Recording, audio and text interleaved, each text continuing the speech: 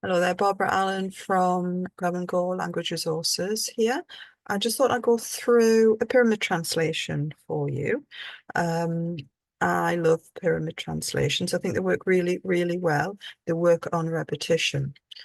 Um, Pyramids are usually done after you've pre-taught the vocabulary and the learner has really got to grips with the vocab and with um, the chunks of language that you've been teaching them. So maybe after one or two classes, and they are used to pronunciation and they are very familiar with the phrases, then that's when I would do a pyramid translation. So this is based on reserving a room in a hotel, and you'll see that the pyramid, it is a pyramid, goes from very short chunks to much longer chunks, much longer pieces of vocabulary and sentences there. So what I do is I give the learners the French, so they have the vocab in French on one page, and on the other side I would print the English translation. So it's a direct translation from English to French, French to English. And to introduce this, what I tend to do is to give them the French translation, and we will go around the room and we practice that vocabulary and practice the pronunciation. So I would say j'ai réservé, and somebody would repeat j'ai réservé. Or you could do that as a whole class exercise as well. So j'ai réservé une chambre au nom de Dubois. And then we would go around the room like that, reading and repeating and practicing that vocabulary, practicing that pronunciation. So really giving a lot of thorough processing of that vocab. And then you can do this in a couple of ways. You can get your learners to work in pairs, or you can get your learners to work in threes. So it depends on how many you've got in your group.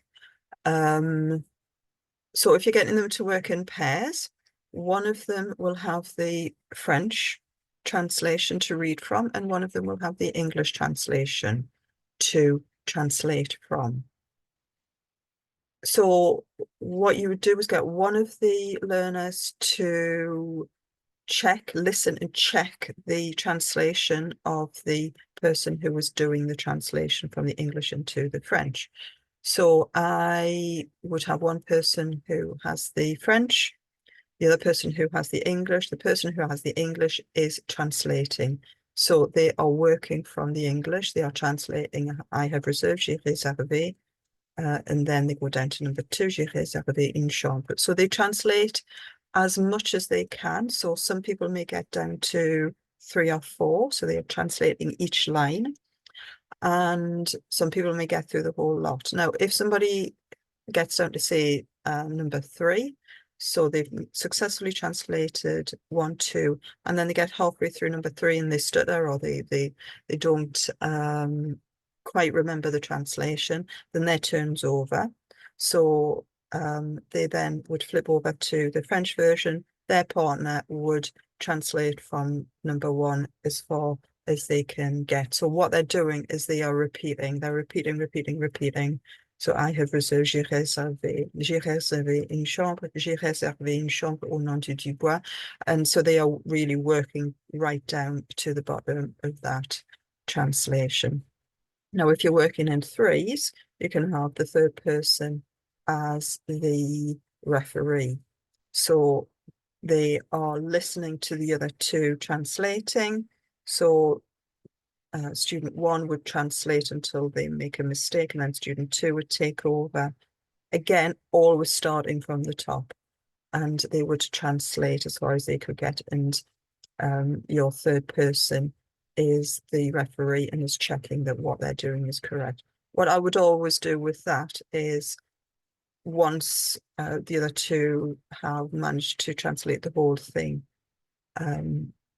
effectively, then I will get you the third person, the referee, I would get them to translate as well. So they aren't left out of the whole exercise. Or you could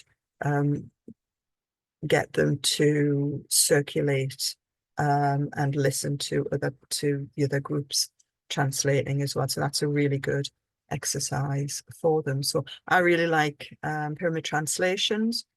They depends on how difficult, how easy the vocab is. It can take 10, 15, 20 minutes to do. So it's quite a nice exercise, quite a nice solid exercise. And it's a good exercise to consolidate and review the vocabulary that you've been working on. So I hope you find that useful.